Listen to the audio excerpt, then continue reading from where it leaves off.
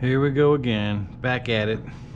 I halfway cleaned the case with kerosene, and of course that I did that because it evaporates, but anyway, I'll have to clean it with some acetone. But anyway, we're going to try to weld this. Well, what do we got? This over here is just a practice piece from my foundry scraps. I can play with the TIG welder and figure out my welding settings on that case, and it's about the same thickness and probably same type of material, just crummy cast aluminum with some inclusions of whatever. And we'll see if it works. We can't break it more than broke. What do we got? Here's the two pieces that were in there, and I don't know if I'm going to use those or not, but I think I will use this piece because it pretty much fits in there like a puzzle piece. It'd be easier to fill in those cracks than to try to, you know, fill the entire hole just with filler rod, especially because I am not a TIG welder. I have one, and I've welded exactly one thing, an aluminum John boat. And the only reason I did that was because I had a piece of the hull that I cut off that I could practice on and get the settings to where I was happy with them before I tried it on the boat. Hopefully this will work the same way. I watched a bunch of YouTube videos. I don't know what I'm doing, but I'm going to do my best. I got stainless steel brushes to clean it with. I may take a hammer, see this crack down here, and try to tappy this to get it to bend a little tighter in there. But then, well, my hopes are to tack that piece in and just start attempting to do it. I mean,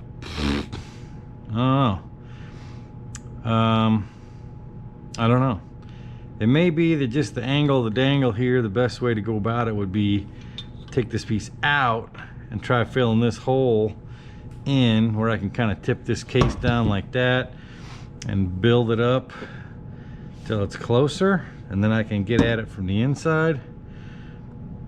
I don't know. The good news is that nothing's in the way of this. Nothing spins up here where if things aren't exactly right, precise, it's going to hit anything. So it's out of the way. It's just got to get sealed up and be liquid and airtight.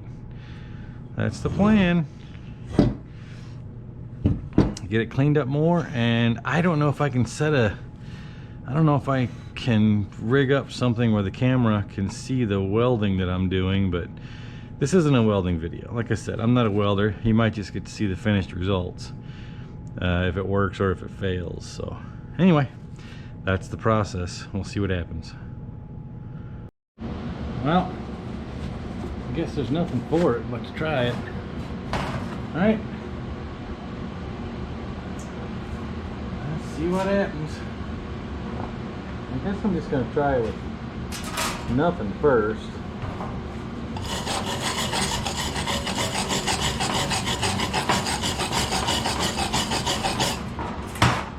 Let's just try a tack right there.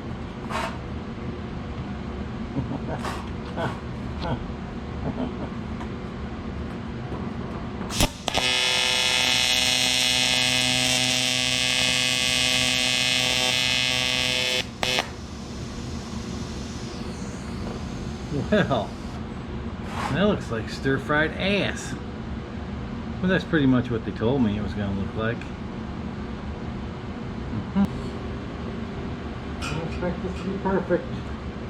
I've never done this before. I'm just playing with it. But, well,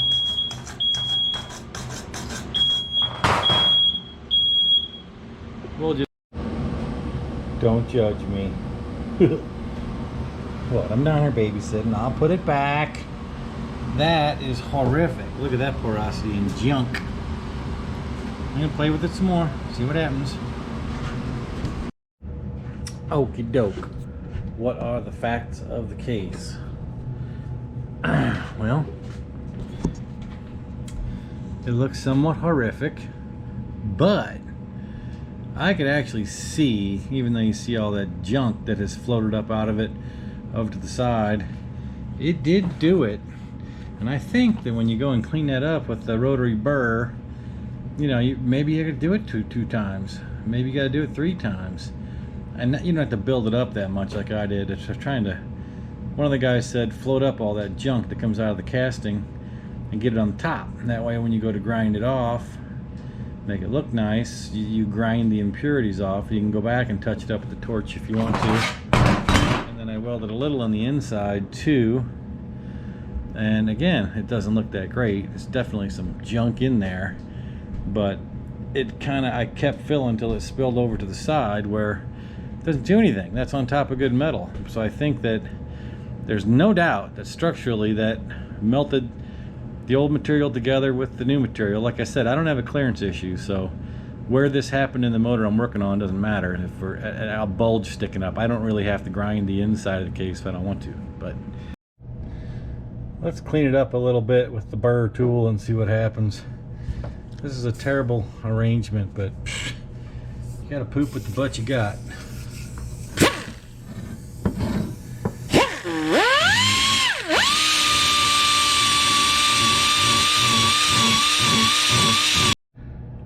Okay, so the backside looks good for the part of it that I welded.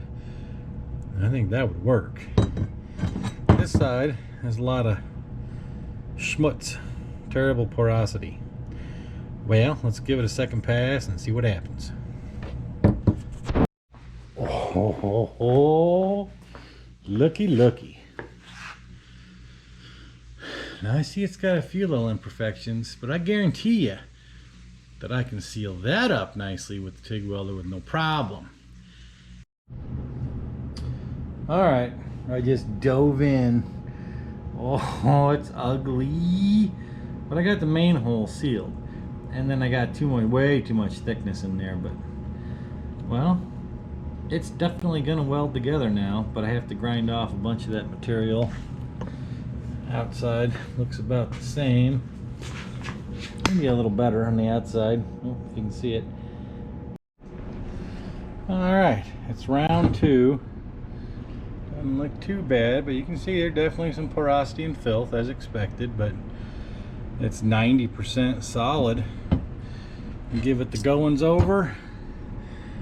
A little more work to do on the inside, but I think one more little episode here with the old TIG welder, and yeah, I mean, I think it's not going to be much problem now. We'll see. Let me get at it. Okay, what do we got? We got us a winner. Oh, it's ugly.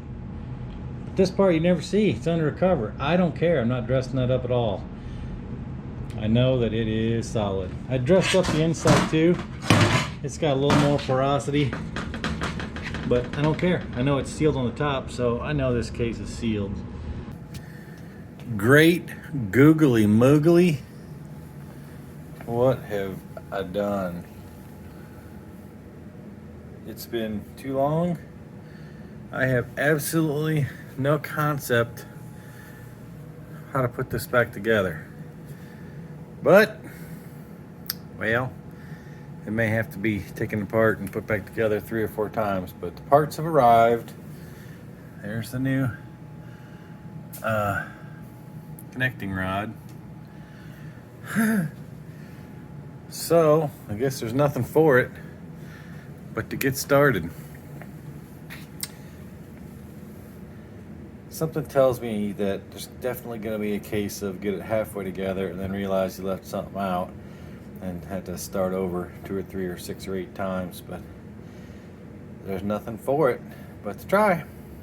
Hopefully get this thing back together and get it tested. Well, there's all the deceased bits, if I didn't show you that before, and put the pin in there. That was easy peasy. All the rings look good, cleaned off the top of the piston to some degree. And I just wanted to show you, that's all the bits and pieces that exploded. There you have it. It's a little different dipper design. I guess it works. Shoot, I don't know. We're gonna find out. Got a hone. Can't really see the crosshatch down there. you can certainly see it up on the other end, or see. So I'm going to go ahead and run the hone through there. I've never done that before, but I'm sure it's fine. How hard can it be? I've seen it on TV. And they came in that box of stuff that I mentioned in another video.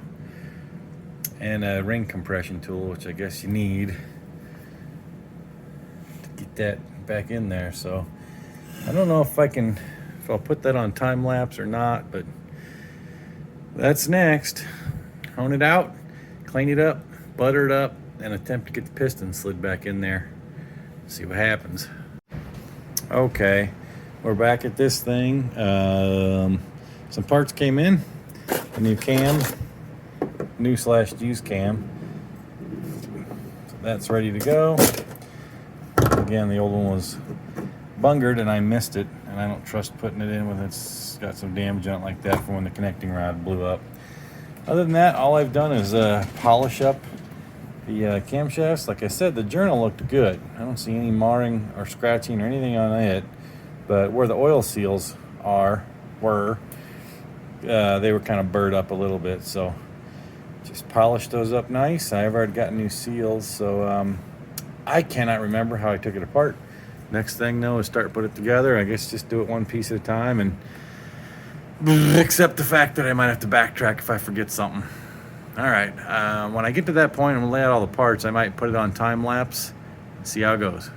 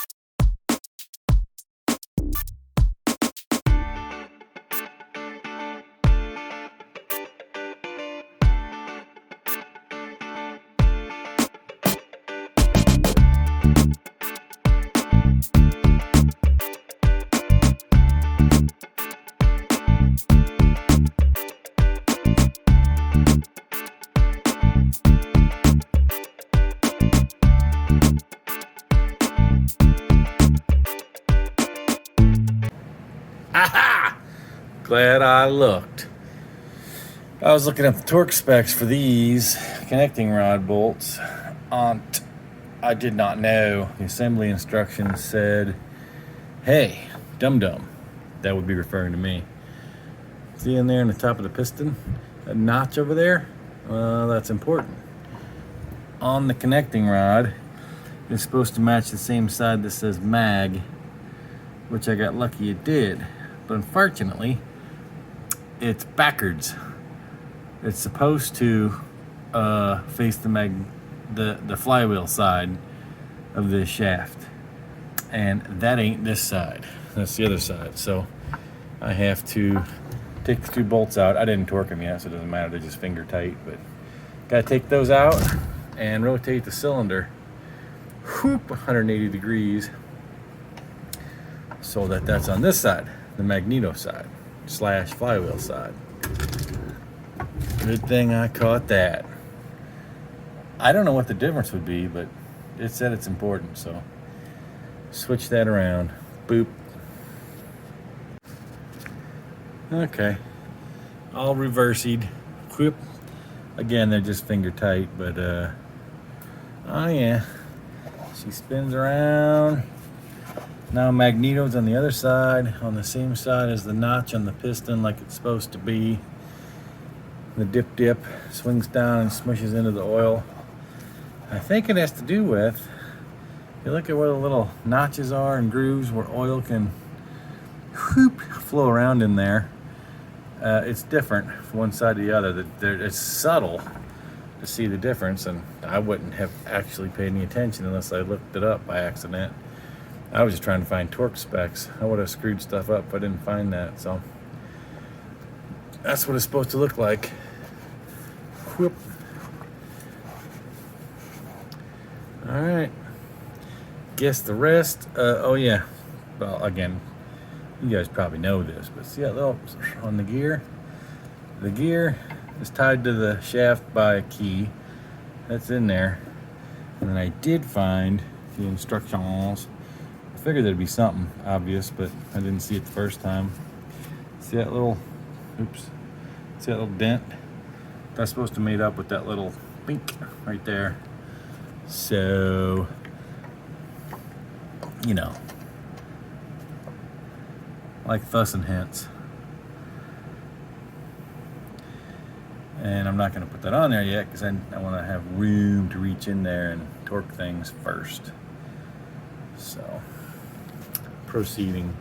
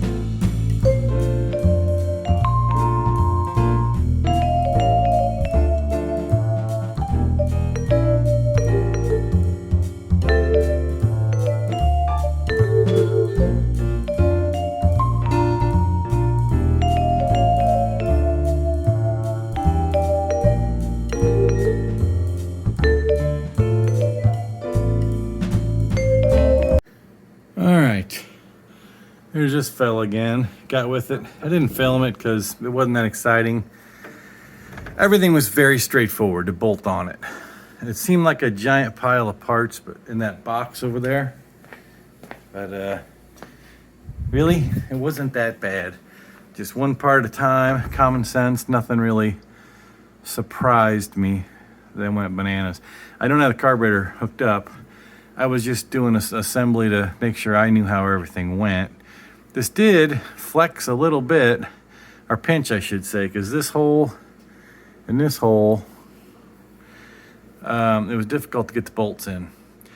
So there was a little tiny bit of distortion, I think, at the top surface, but I don't think it's gonna make any difference. Everything went together. New oil seals are in. It's full of oil. I think I did take a video of me adjusting everything, adjusting the valve clearances and torquing everything. So that's all done. I'm gonna leave the tank off. That's the only thing missing from the top right here. And I'm gonna leave the housing and the blower off. Just leave the bare shaft sticking out to try to start it. So I gotta take this back off. It's just one bolt and a few little thingies to get the carb off. But I haven't cleaned the carb yet. So I'm gonna go ahead and clean the fuel system before I try to do anything. I did find a key in my key hoard. I don't know what it went to, but it operates, so that's taken care of. That's about it. I checked for spark, no problem, as I expected. I had to go back and look at the video for how the charging stator, I think it's called a stator, went on there, but I did go back and look at the video. Like I said, I was waiting for parts and whatnot, and I had to do welding, and I totally forgot how to put the thing together. But from watching the video, I saw how the wires were routed and plugged, and got that all mounted, and it really wasn't difficult. The older motors are harder. This one is, it was just easier. So that's about it. It's ready for me to clean the carb. Then I guess it's really, one more thing. The governor back here, I didn't tighten that bolt yet because I can't, my mark with the white paint marker disappeared, unfortunately. So I had to guess where to adjust that. I'm guessing you just adjust it to where it's all the way at the end of its stroke. I mean, touching the governor rod where you can feel it stop. And then this all the way in the one direction, and then tighten the bolt up so that if it were to over rev, the governor does its job and pulls this way, which pulls the lever on the throttle for the carb over there and reduces it to stop that from happening. So got to guess a little bit on that. That's why I thought I'll leave the tank off for now, so if I gotta adjust that after I start it, that's easy to do. And then finally I'll put the tank on. The tank's just these four bolts and the fuel right there. That's it. So I didn't film putting these bits and pieces back on, but it wasn't exciting. You didn't miss anything. So next thing will be, I guess, trying to start it up. Nope. Where's the fun in that? We're not. Well, what am I saying? I'm not leaving the tank off. I put the tank back on it. I decided I knew where that thing went.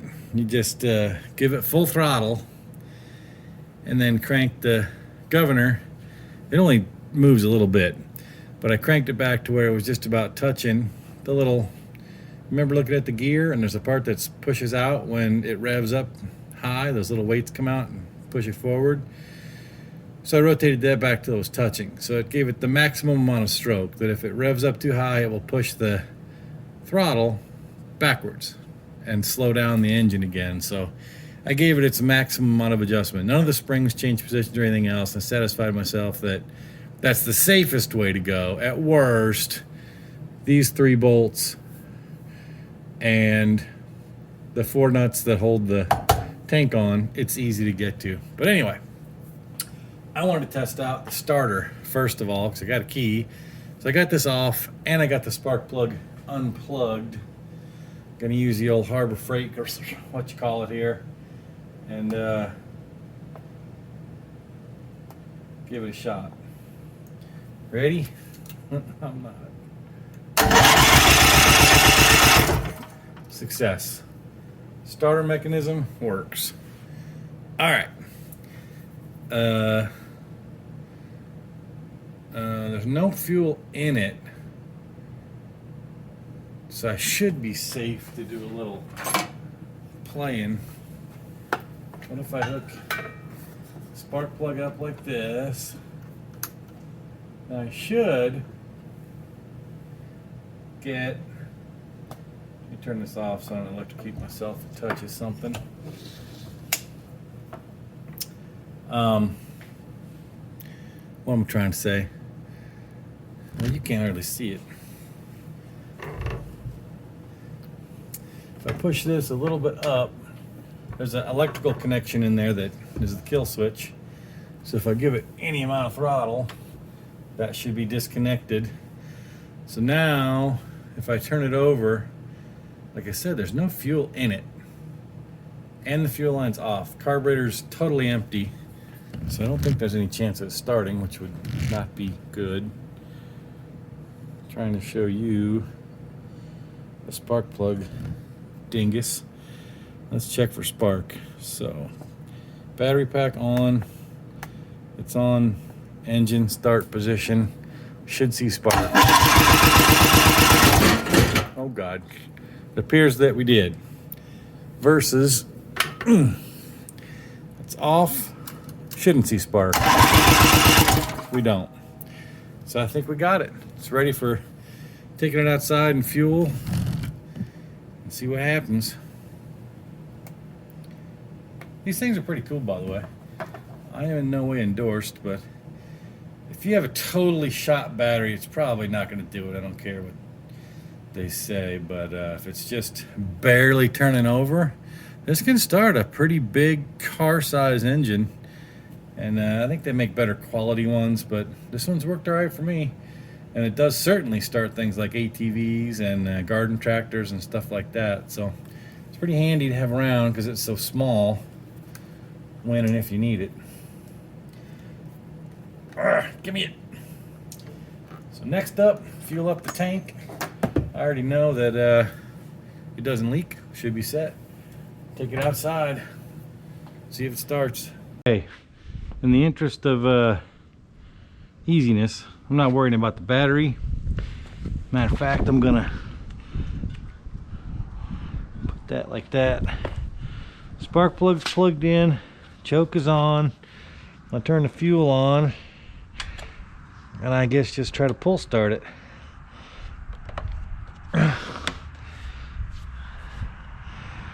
Terrifying. No fuel leaks. I don't see any. See what happens.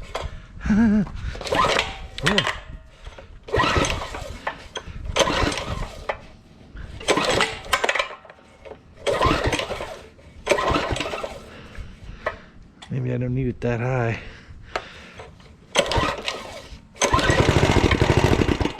Oh my God. Apparently it's gonna work.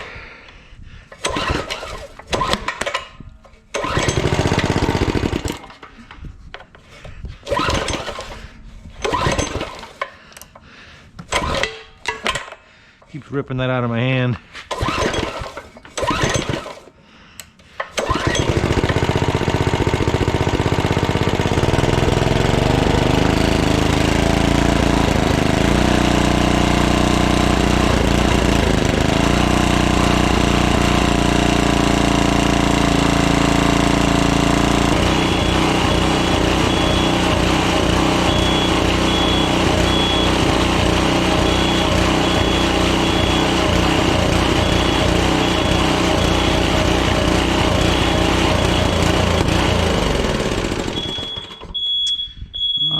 Just wanted to run it out of fuel. It's winter.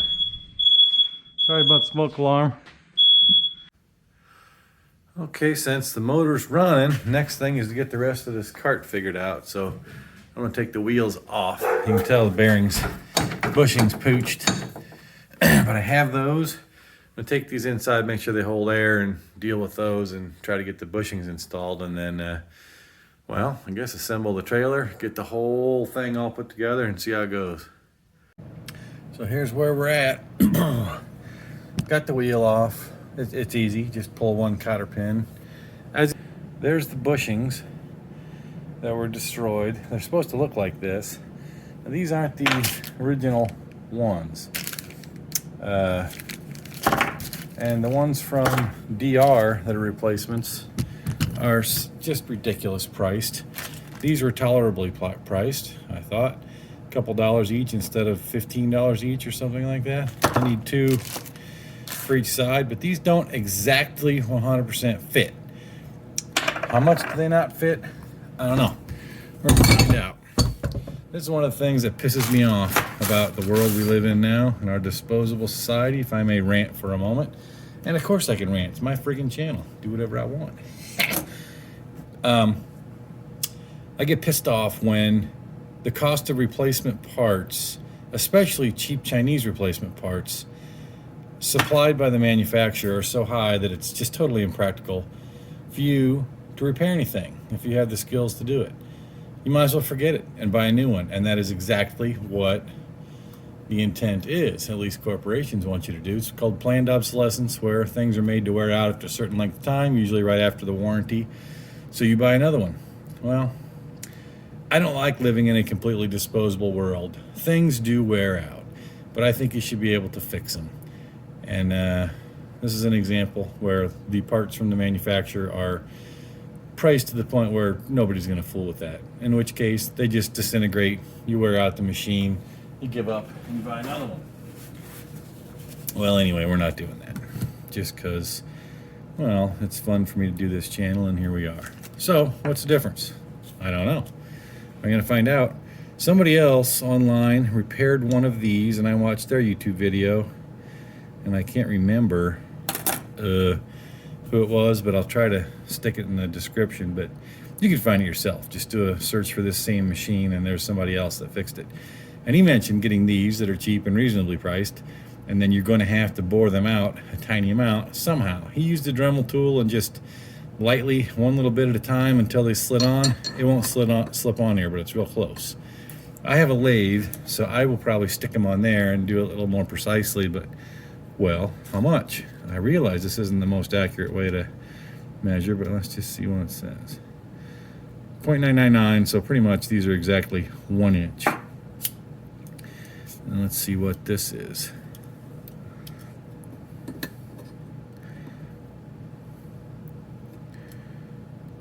Almost exactly 1 inch. So we're talking like a couple thousandths is what has to come off of the inside of here.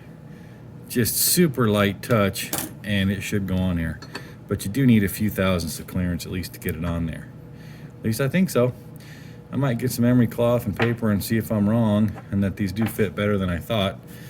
Clean this all up, but that's the story. That's what's next. We know the motor runs, so you got to be able to mount the motor to something to pull it behind so that we can test things out further. So that's the next thing. Obviously the air holds tire. I filled it up.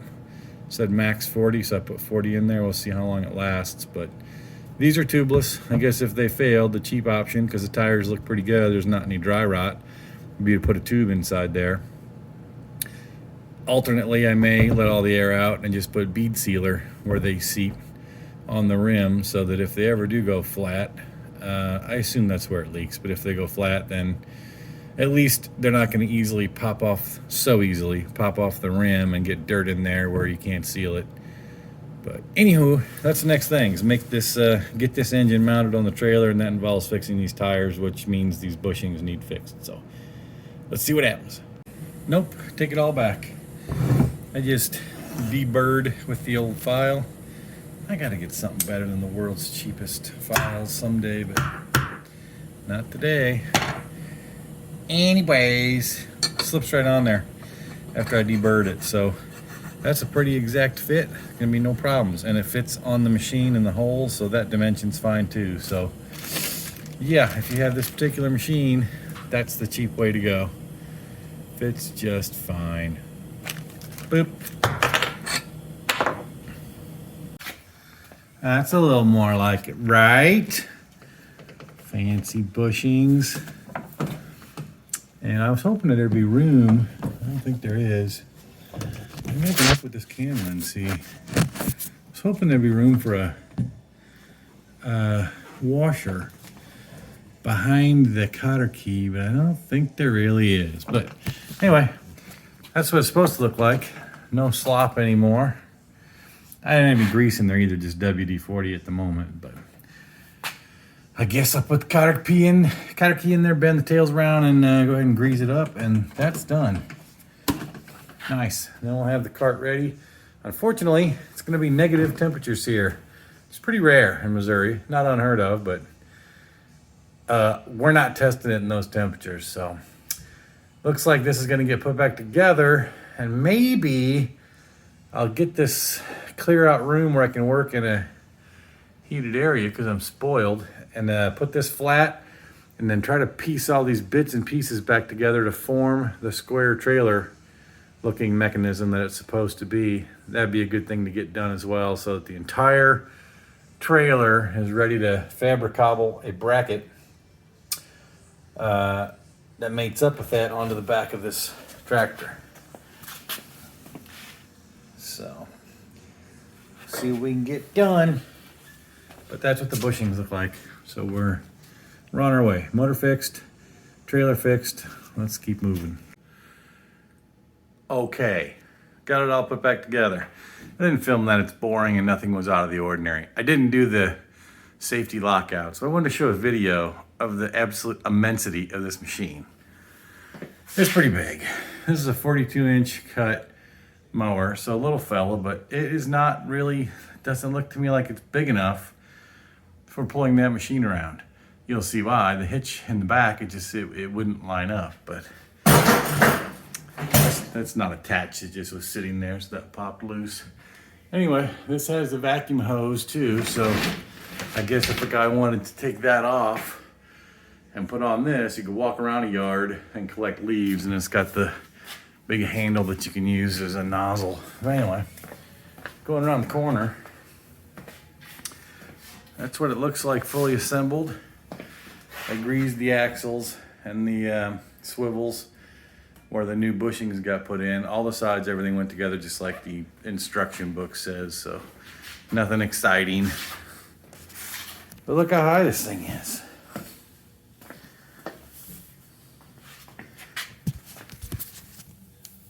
I don't think that's gonna work on this particular mower. Now, I didn't really plan on keeping this. I think I'm gonna sell it, but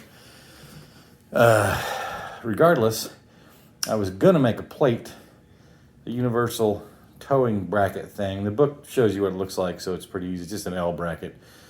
The short part, while the long part of the L is supposed to mount on the flat part of your tractor back there, wherever your particular brand of tractor says.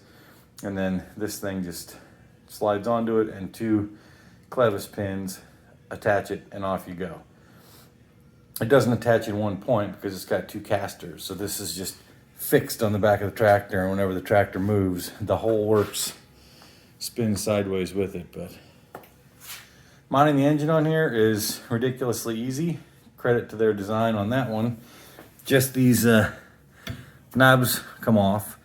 The bolts are a fixed part of the trailer, so the entire motor, if you pull this tube off, take off the wing nuts, that's it. Those hand knobs, take them off, and the whole motor comes off and has its own installed casters in the bottom. You probably saw it in the other videos. But anyway, the previous owner said I got this from an auction. It was great. He actually had baggies of parts, and everything is here. Even the battery hold down, even the battery bolts for the end of the terminals. Tires hold air good. Trailer's fully assembled. All the hoses were here and in good shape. So it's pretty exciting. I was hoping that would be the case. Even came with a little trailer stand that I found. And there's the box. He must have ordered some extra parts to attach it to a different type of tractor. That's a universal attachment. The fat end over there, you can't see it, but it's closed. So you can cut whatever size hole you need for your mower's discharge chute. So that's it. That's the whole thing reassembled. I don't intend to keep this as far as I know. So I don't even know that I'm gonna mount it to this. I may not be able to demonstrate it actually moving because I don't know if I want to go to all that effort if I'm not keeping it. I don't know. It also doesn't help that it's well below freezing. There's no leaves to be sucked up or grass to be mowed, so you really can't see what's happening with it. But at least I wanted to show, this is going to be the end of part 2 to show the whole thing is back together. We were able to TIG weld the case, replace the connecting rod, get the engine all reassembled, the electric start works. I even found the original keys. I said I had to fool with finding those. Nope, they were in the baggie with all the bolts and wing nuts and whatnot. Luckily didn't break it. All these parts were there in the baggie, so thank you, the previous owner, whoever you were. Unfortunately, I fear it was somebody that passed away, and that's why it was at auction, but I just don't know. Anyway, that's the machine. It's fully functional. Just don't know if and when I'll be able to demonstrate it. Thanks for watching. One more comment, I guess. I could just leave the safety switches off. One goes here, so if you have this off, the engine won't run. And one goes here. So if this comes off somehow, if all the bolts vibrated loose, I guess, then it would shut the engine off too, because I guess they're afraid that you would stick your fingers in there, something would get sucked in there and chopped up, and that's no bueno. I don't really want to fool with it, but I guess I'm going to. I don't want to sell anything that's been modified. So here's the wires for it. I just capped them off. But the switches are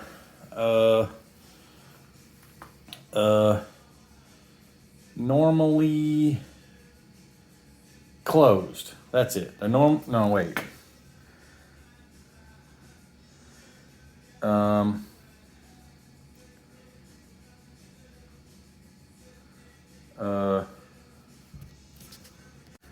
Okay, yeah, the switches are normally closed. They got tongue-tied there. That means that as the switch sitting here, not installed, the circuit will be completed going through the switch. When you install it, it opens it and breaks the connection. That's why the motor runs with these not being connected, just capped off. Same thing down here, not being connected, they're just capped off. Well, that goes to those switches, and when they're installed and the switch is pressed in their normally installed position, then the circuit's broken, because it basically grounds out the coil so that you get no spark and the engine would quit. So that's the safety feature that was originally built on the machine. I bought the stupid switches, so I guess I'm going to install those. I don't know if there's any point in showing it, because you can see where they go and you know now what they do, but that's it. That was the last comment. I'll have it, if I do that, then everything is just like it was when it was new. And I think I have a battery that I can stick on here also that'll fit in the mount and all that good stuff. So I don't have to buy one, but it'll be there for the buyer. All right, guys, that's gonna do it for this one. Like I said, I can't demonstrate it. So thanks for watching, and we'll see what's next. Just a look at the horde that you've watched so far. If you've been paying attention and subscribed, I believe every one of these machines except the power washers, and that one, that riding mower over there, is in process. The motor's on the workbench, but everything else, you've seen videos of the restoration. 2 blowers, hedge trimmer, an Echo brush trimmer, that Mantis tiller, all these goodies. Shoot, there's at least 2 tillers here. There's that big rear time tiller. Even the motorcycle, the XS 1100, has been restored on this channel. So thanks for watching. If you haven't watched any of that stuff, please go back and take a look. Thanks for watching.